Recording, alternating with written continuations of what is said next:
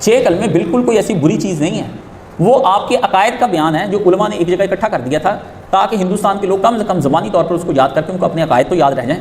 تو وہ پورا قرآن حفظ نہیں کر سکتے، حدیثیں حفظ نہیں کر سکتے، تو عقیدہ تو حفظ کر لیں، یہ عقائد ہے اور ان میں کوئی بری بات نہیں ہے، بہترین عقائد ہے۔ اگر کسی آدمی نے وہ پڑھنے ہو تو مزہ آ جائے، اور مجھ سے بیٹھ کر اگر سیکھے نا، میں ان 6 کلموں، حالانکہ وہ 6 کلمے نہیں ہے کوئی ایسی چیز کہ وہ جس کو نہیں آتا، لیکن وہ عقائد اس کے اندر ہے نا، وہ میں مجھ سے پوچھ لیں، میں آپ کو پڑھا دوں، آپ مزہ آ جائے کہ 6 کلمے بھی کوئی چیز ہوتی ہے۔ گردے کا درد شدید، روزہ رکھنا مشکل، دوائی نہ لوں تو الٹی، ایک بار روزے میں درد کی دوائی لے سکتا ہوں؟ آپ روزہ چھوڑ دیں، آپ کے روزے سے نہ اللہ تعالیٰ ثواب لکھنے سے تھک جائے گا، تو نہ کوئی جہان کے اندر کچھ بگڑنا ہے، نہ کچھ ہونا ہے۔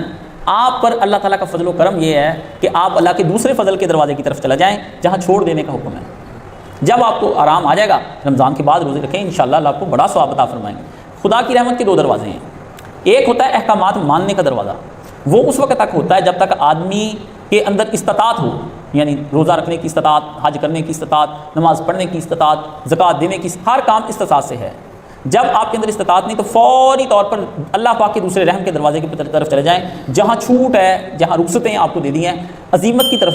بعض اوقات آپ اس کو عظیمت سمجھ رہے ہوتے ہیں، وہ عظیمت نہیں ہے کہ بہت بلند درجہ جی محنت کر کے روزہ بیماری میں رکھ لو، یہ کوئی عظیمت نہیں ہے، یہ اللہ تعالیٰ کو ناراض کر دینے والی بات ہے۔ قرآن مجید میں صاف واضح تو ہے کہ مریض ہو یا مسافر، اس کو چاہیے کہ اور دنوں میں رکھ لے، ورنہ اللہ صاف کہتا ہے کہ نہیں ان دنوں کے اندر ہی رکھ لے، نہ، اللہ کو سب پتہ ہے۔ میں آپ کو ایک بات بتاؤں، بنا مرشداں راہ نہ ہاتھ تھم دے تو دودھاں باج نہ رجدی کھیر سائیں۔ حضرت مولانا مفتی محمد اسحاق مرحوم رحمہ اللہ تعالی، اللہ ان کو کروڑ کروڑ جنت نصیب فرمائے، اور اس رمضان المبارک کے ہوتے ہوئے ان کی قبر پر اتنی انوار کی بارش ہو کہ عالم برزخ میں وہ رحمت میں نہا جائیں۔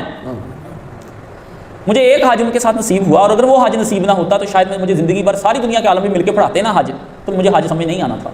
اللہ نے ایک کرایا، جیسے مجھے رب نے وہ حج کرایا، وہ ایک معجزہ ہے کہ میں ان کے ساتھ چلا گیا۔ تو مجھے وہ 40 دن جو ان کے ساتھ رہنے کا موقع ملا، اور 40 دن میں جو میں نے ان سے سیکھا، تو میں شاید کبھی زندگی میں حج نہیں، اور آپ الحمدللہ دنیا مجھے سمجھتی ہے، آپ لوگ جانتے ہیں کہ جو میرے حج کے پروگرام اٹینڈ کرتے ہیں، جس طرح کا حج بیان اللہ تعالیٰ مجھ سے کرواتے ہیں، وہ ایک اللہ تعالیٰ کی خاص نعمت ہے۔ مجھے اللہ سے پیار ہے، ٹھیک ہے، نماز بھی ایک بڑی نعمت ہے، لیکن حج سے مجھے ایک عشق ہے، جنون ہے، میرا دل کرتا ہے میں 24 گھنٹے حج کی کیفیت میں رہوں۔ اگر اللہ کہتے ہیں نا سارا سال بھی حج کر سکتے تو میں حرام ہی نہ اتارتا دونوں۔ تو میں ادھر ان کے ساتھ پھر رہا تھا، تو میں نے کہا مولانا صاحب یہ بھی نیکیاں کر رہا ہے، وہ بھی نیکیاں، وہ بھی، میں نے اب لوگوں کی نیکیاں دیکھ کے بندے کو اپنی نیکیاں ہیچ نظر آتی ہیں۔ انہوں نے مجھے کہا تم سنت کے مطابق نیکیاں کر رہے ہو، سنت کے مطابق ہی ہم ٹھہر رہے ہیں، سنت کے مطابق ہی ہم سہولتیں حج میں اویل کر رہے ہیں۔ کاشف، کوئی بندہ اپنی عبادتوں کے ثواب کو اللہ کو لکھنے میں تھکا نہیں سکتا کہ میں اتنا ثواب کام نیکی کا کر دوں گا کہ اللہ میرا ثواب لکھتے لکھتے تھک جائے۔ نبی علیہ السلام نے صحابہ کو کہا تھا کہ تم اللہ کو تھکا نہیں سکتے، تو انہوں نے کہا وہ نیکی ایسی کرو۔ یہ جب نا اس طرح کمر پہ ہاتھ رکھ کے میں صبح کھڑا ہوتا ہوں، ہائے سونے ربا وطر نہیں پڑھا جا رہا، اچھا پھر ساتھ ہی بیٹھ جاتا ہوں، اللہ اب بھی نہیں پڑھا جا رہا، اللہ میں جلدی ختم نہ کر دوں، لیٹنا ہے۔ السلام علیکم ورحمۃ اللہ۔ آپ کو پتہ ہے میرا وہ وطر جتنی دیر تک یہ عشاء سے لے کر صبح اذان نہ ہوتی، اتنی لمبی میرا ثواب لکھ لیا جاتا ہے۔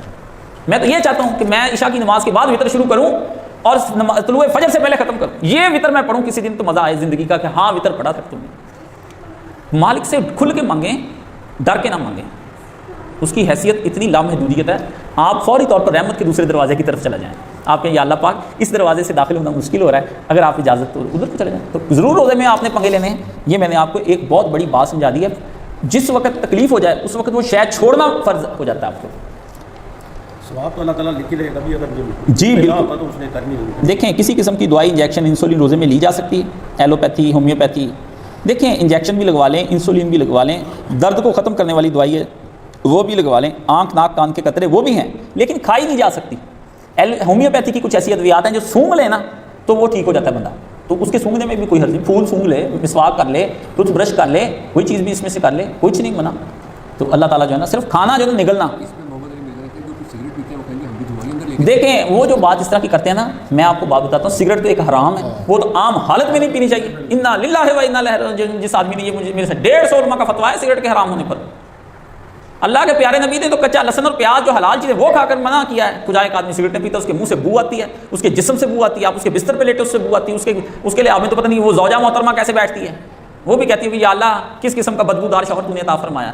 ہاں جی، اس بیچاری کو جنت اس وجہ سے مل جانی ہے، سگریٹ والے کی بیوی کی جنت زیادہ پکی ہے۔ ہاں جی، الیکٹرک وہ بھی حرام ہے، یہ نشے حرام ہیں سارے، حتیٰ کہ ایک آدمی کو اگر دودھ کا نشہ لگ گیا نا، میں نے مولانا سے وہ بھی حرام، وہ کہتا ہے میں ڈیلی دودھ کے بغیر نہیں رہ سکتا، میں انڈے کے بغیر نہیں رہ سکتا، میں آلو کھائے بغیر نہیں رہ نہیں سکتا۔ جب مومن کہتا چیز اس پر غالب آ گئی، مومن کبھی ہوتا ہے اس کے اوپر کچھ غالب نہیں آ سکتا سوا اللہ کا، مومن ہے فقط احکام الہی کا پابند۔ جی ہم ڈیلی KFC کھاتے ہیں، میں اس کے بغیر آپ کی زبان پیشاب کرنا شروع کر دیتی ڈیلی، اس کو روکے نا، کس لیے نہیں روکتے آپ لوگ؟ کوئی شاید دنیا کے اندر غالب نہیں آ سکتی مومن پر صرف فقط احکام الہی غالب آ سکتے ہیں۔ حلال چیز بھی اگر مومن کی اس طرح کی ضرورت بن گئی، وہ کہتے ہیں میں اس کے بغیر نہیں رہ سکتا، توبہ استغفر، وہ وقت ہی نہ آئے ہم سے۔ چائے کا کتنے مریض ہیں چائے کے، بالکل شریعت، میں نے خود مانا، میں نے کہا ہو جائے گی حرام، بالکل ہو جائے گی اس کے اوپر، وہ کیوں اپنے اوپر غالب بن دیتے ہیں؟ مومن کے لیے اسلام کی اسپرٹ کو دیکھیں نا، اصول فقہ میں ہم کہہ دیں گے کوئی اس طرح کی سگریٹ نہیں پیتا، فلانا نہیں پیتا، نہ ہونا، وہ غلط کہتے ہیں۔ وہ جو جس بندے نے بھی یہ مسئلہ کیا ہے سگریٹ والا، کہ وہ جی اس پہ قیاس کرتا ہے، اس نے قیاس ہی غلط کیا، اس کو پتہ ہی نہیں چلا قیاس کیا چیز ہوتی ہے، اس بیچارے یہ قیاس مال فارق ہوتے ہیں، یعنی ایسا قیاس جو قیاس بنتا نہیں ہے۔ قیاس کرنے کے لیے بھائی بڑی عقل چاہیے، میں آپ کو بات بتا دوں، ڈاکٹر بن جانا بہت بڑی بات ہے، لیکن ڈرگسٹ بننا، ہاں جی، وہ دوائیاں بنانی تیار کرنی، وہ بڑی ایک مہارت کا کام ہے، ہر ایک کا کام نہیں۔ ڈرگسٹ کبھی ڈاکٹر سرجن بن سکتا ہے؟ کبھی بھی نہیں بن سکتا، حالانکہ سرجن اپنی جگہ پہ آپریشن کرتا ہے، سب کچھ کرتا ہے، لیکن جو دوائی تیار کرنے والا آدمی ہوتا ہے وہ بڑا افضل آدمی ہوتا ہے۔ جو لوگ ڈاکٹروں کو ڈاکٹر بناتے ہیں، پروفیسر، یہ ڈاکٹر بھی ان سے جا کے پڑھ کر آتے ہیں کہ یہ سر جی یہ اس کے بارے میں ہمیں بتائیں، وہ افضل ہوتے ہیں ان کے۔ نو یہ تو بالکل غلط قیاس۔ آپ باہر کے ہو کیا گیا ہے، یہ قیاس ایک ایسی بیماری ہے جو میں کہتا ہوں لوئسٹ سے لوئسٹ تھکڑ مسلمان بھی جو ہے نا، وہ کوئی نہ کوئی مثال دے دیتا ہے، اسی وجہ سے سارے لوگ یہ بڑے لوگ جو ہے نا اللہ کی پکڑ میں آ جاتے ہیں۔ تم حق ہی نہیں تھا تمہیں، ٹھیک ہے تم یہ کر سکتے تو نہیں کہنا چاہیے۔ حلال حرام اللہ، کیا بینک میں جمع فیلوشپ پر زکوٰۃ فرض ہے؟ یہ فیلوشپ، بینک میں جو پیسے آپ کے موجود ہیں اور آپ نے ہیں وہ رکھے ہوئے، ان پر زکوٰۃ واجب ہے، اس کو آپ کو دینی پڑے گی۔